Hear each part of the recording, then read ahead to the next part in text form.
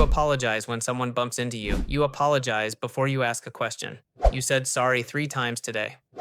For nothing. Your brain is not being polite. It is running an old survival program from childhood, and most people never notice it.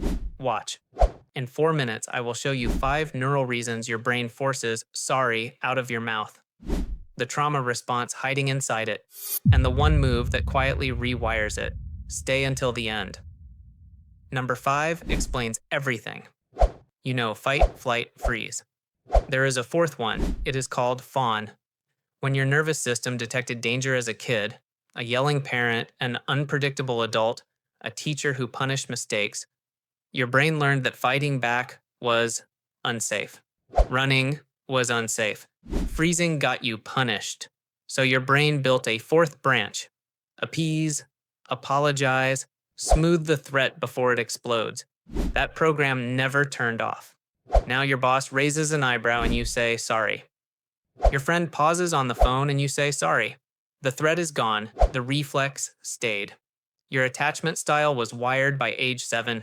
If your caregivers were unpredictable, warm one day, cold the next, your brain learned a brutal rule. Connection is conditional. Love must be earned. Mistakes mean abandonment. Now every adult relationship runs that rule in the background. Sorry becomes the price you pay to stay close. You apologize for taking up space. You apologize for having needs. You apologize for existing in the room. You are not weak. You are wired.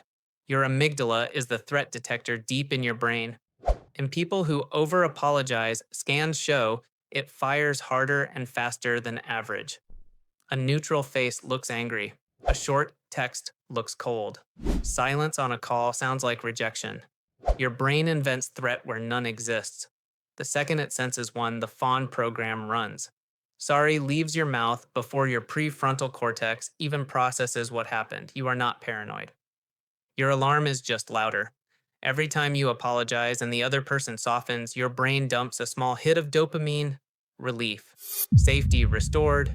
That hit is the trap. Your brain learns that apologizing equals reward. The behavior gets reinforced thousands of times across your life. By the time you are an adult, sorry is not a word anymore. It is a drug, a small one, but constant. This is why you cannot just stop. You are not breaking a habit. You are breaking an addiction your brain built to keep you alive. Here is the part nobody talks about. Your brain is not reactive. It is predictive. It is constantly running simulations of what comes next, based on every past experience you ever had. If your past taught you that mistakes cause withdrawal of love, your brain predicts that outcome before anything actually happens. The apology is preemptive. You say sorry to a future punishment that does not exist. You are not apologizing to the person in front of you. You are apologizing to a ghost from years ago. There is one move that quietly rewires this. Pause. 3 seconds. Before sorry leaves your mouth, ask yourself one question.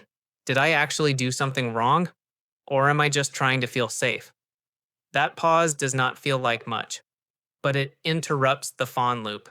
Repeat it for 30 days, and the neural pathway weakens. Your amygdala calms, your predictive brain updates. You stop apologizing for being alive. If this one hit you, your brain is already changing. Subscribe. Next video shows you the 5 signs you grew up with an unpredictable parent. Watch yourself.